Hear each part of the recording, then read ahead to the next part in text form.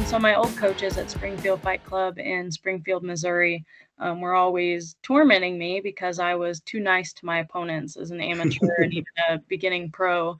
And I'd always walk up to them and just be super friendly and stuff. And they were like, "Hey, like you need to make them fear you. You need to make them fear the Maverick." And somehow over time of that being repetitively said or something like that, it just stuck. And at first I wasn't a fan of it, and eventually, started putting it on my posters, and now it's my thing. Well, I don't have time to be passionate about too much right now, but I love drawing and writing poetry, which I put out some of my little writings every once in a while. I've started like a wordy Wednesday or writing Wednesday thing on my Instagram where I put out a piece of writing with a picture usually. But I've always enjoyed that and pencil sketching. I actually started my own business called Art of the Maverick when I was 11 and started selling and drawing for commission pencil sketches. At So 11, you were selling them at 11. yeah, Wow. yeah. That's a good work ethic. Entrepreneur, Oh yeah, definitely. I love the outdoors though, anytime I can, especially now that I've moved to Colorado, it's even easier. Go find a hike and just get outdoors. I love nature, and I think a lot of that came from the upbringing I had and always being out on the farm and being outside 24/7. Yeah, and Colorado looks beautiful. I Mhm. mean, I love America, and like having a look at the different places to go to, I think Colorado looks absolutely beautiful. It is gorgeous. And the animals, like the different animals you get there. I think I'd probably be scared half the time. Yeah, I don't know. I haven't seen any scary animals yet, but you hear about them being out. But it's definitely pretty out here. I'm waiting to have my first winter in Colorado though, and then see how much I like it. And then we were talking about Netflix, and obviously Netflix got tons of movies on it. So what's your favorite movie? And I'm really hoping you're going to say Top Gun. No, that is not my favorite movie or anywhere close, actually. In fact, I'm not even a huge fan of Tom Cruise, unfortunately. But What? yeah, but I am looking forward to the new Top Gun that comes out. It's not his acting. I like his acting. I just don't like him as a person so much with the Okay. Scientology background and all that, if you've ever looked into that. Yeah, I've watched a few documentaries, and it's a bit crazy, I have to Yeah. say. But let's see, favorite movies. That's really hard because I have so many like genres that I like. A few of the like John Wayne movies way back in the day were my favorite. Um, Yeah, I mean John Wayne. So I'm getting some calls. So Johnny Cash and John Wayne is pretty cool stuff to like.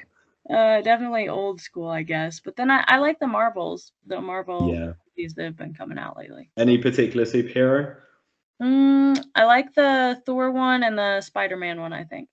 Yeah, I'm looking forward to the new Spider-Man movie. That'll be cool. I've heard that there's a few, they're going to have multiple Spider-Man in it, which will be Yeah. awesome if it happens. Yeah, we'll see. But as far as injuries of my own, I've had some pretty major ones and then not so major ones. So I had knee surgery when I was either 20 or almost 20. I think I was 20 years old while I was fighting for Invicta. And I had complete knee reconstruction surgery. So I tore my ACL, my MCL, my medial meniscus, my lateral meniscus, and my LCL and MCL. Like all that stuff was torn in half except the PCL. And they had to do the surgery and pull the tendons out of my thigh and hamstring area to replace it. So that was really nerve-wracking. That was a time when I almost decided to basically not be in MMA because of the risks. And that was when I was really young, and I had never had any prior injuries before. And such a major injury really scared me. And Mm. then when I was supposed to make my UFC debut last June, 2 days before I was supposed to fight, I was not cleared for medicals. It was a short notice, and the only medical I had left that I had not gotten done in Virginia that I had to wait for Vegas for was my eye exam. And they ended up finding that I had both of my retinas torn, and I had to go into emergency surgery on both eyes and had a very high risk of going blind. Luckily, I'm not, of course, and that's just a miracle from God. But that was a time beyond just MMA, but a time when I was wondering what I was doing with my life. I mean, that sort of thing must be absolutely terrifying to go through and to find out that as well. So you had no idea before going into that medical. No, I had no idea because it was in my periphery is where like the symptoms could be seen, and nobody really focuses on their periphery enough to see like a little bug flying around or anything. So yeah, it ended up being that, and they had to do like a sclera buckle surgery on both eyes. It was really scary, but I'm just glad that I was able to come back from it and still, of course, train and compete now. I Mhm. train differently. I don't spar as hard, and I stopped sparring with the people I was as much. It was due to trauma. That was something they said was obvious from the previous 2 years. So we changed training up a lot. Yeah. Well, I mean, when you run through those sort of injuries, it just highlights how like how committed you have to be to really get to the top level of this sport. Yeah, but it also highlights, like, how quick it can all be taken away, and that's why I think it's Exactly. important to have something else in your life to be able to go to. A lot of fighters just have fighting, and, Mm. they use that as a pride point, but at the end of the day, I think it's kinda sad because all it takes is one injury, and it's an unforgiving sport. Nobody remembers you after the day you fight. The hardest trash talk to overcome is the one on social media, for me at least. The Instagram people that are hiding behind a keyboard or have Mm. never trained a day in their life or don't like how you look or talk or fight or whatever the case may be, right? So that was a huge test of my own confidence in myself and self-esteem at the beginning of my career. But now it's just pretty easy to just ignore it, really. And as far as my opponents talking trash, I love it when they do. I think it's great for the hype of the fight. It helps the Yeah. fighters make money. We can see that through the history of who makes money and who doesn't, all the way to McGregor, Mhm. McGregor, Rousey. Like the people who talk trash are the ones who get paid usually.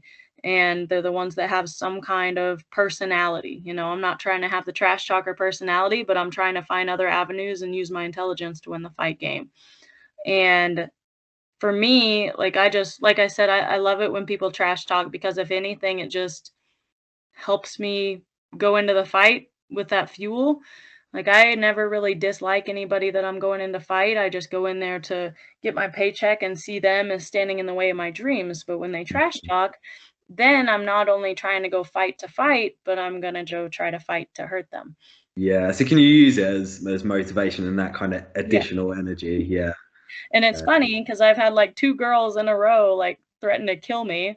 And I'm like, that's okay, thank you. Now I wanna fight you. Like now I wanna hurt yeah. you.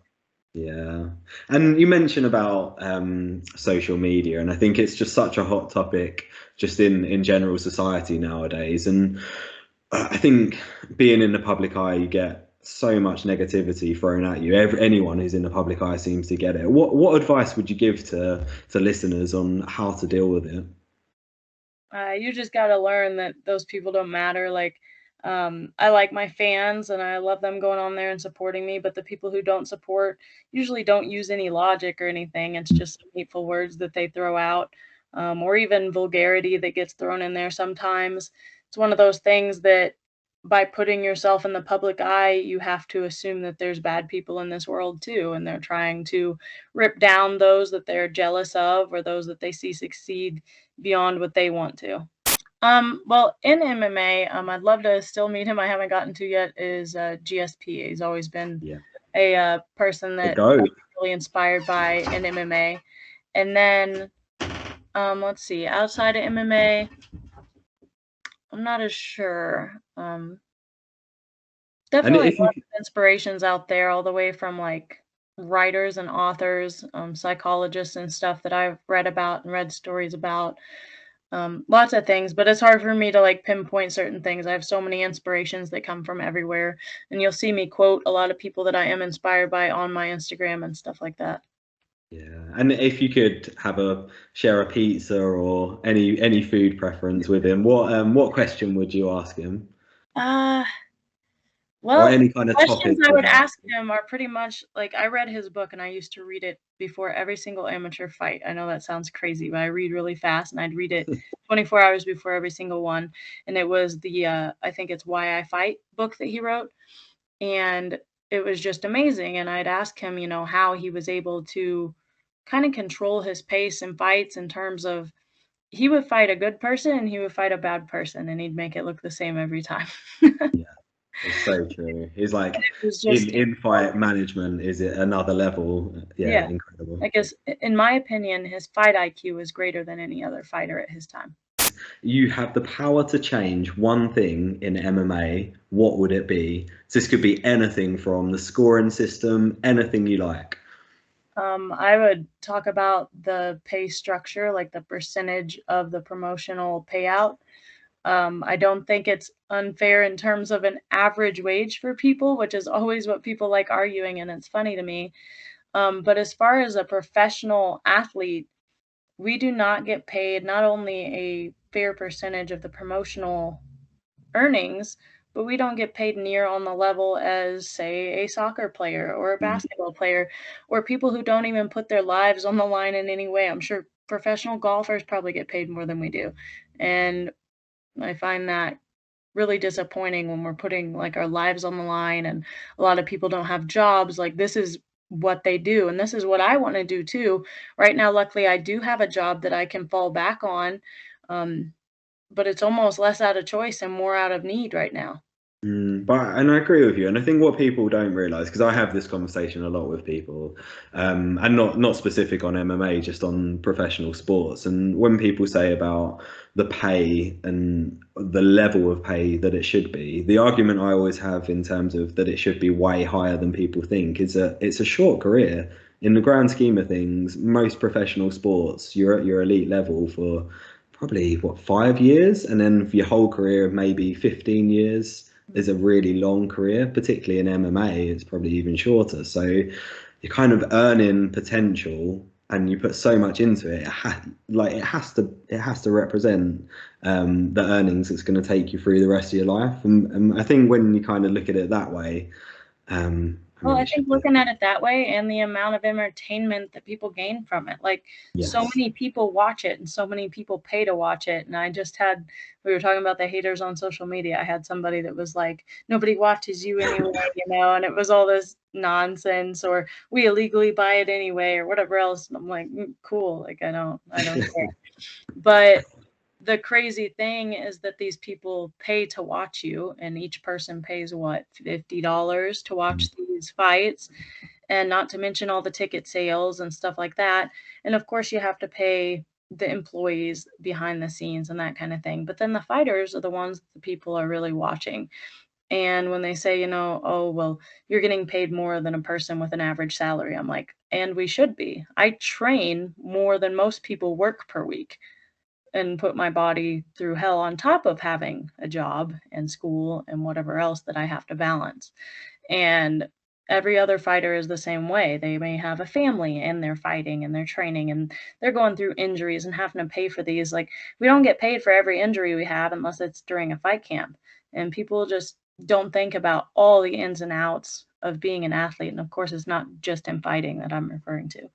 Yeah, I'm completely with you. I think, unfortunately for you guys, I think you're probably in 10 years' time, I think the fighters fighting will look back at what you guys are paid and be absolutely shocked. I think in 10 years' time, I it hope will so. be like it should be. Well, that's the hope, isn't it? And well, hopefully it comes sooner. But yeah, I think it will be a shock. You're kind of the like paving the way for the future, I think.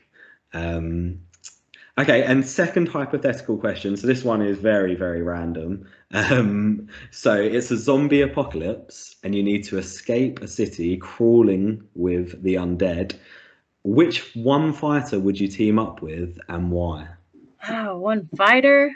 Yeah, one fight. I've got an answer to this, but I'm questioning myself. Okay. It's got to be someone who likes guns Hmm. and, and can run really fast and is smart. Uh, hmm. This was my thought process as well. I wish I knew more about different fighters and stuff. Um, for now, let's just I haven't met her in person, so I don't know how fast she can run or anything, but we'll go with the champ. We'll go with Valentina. Yeah, I think that's a great shout. And I'm thinking I need to change mine to Valentina. I went with John Jones because I'm thinking everything I've seen with him, he seems pretty handy with an assault rifle.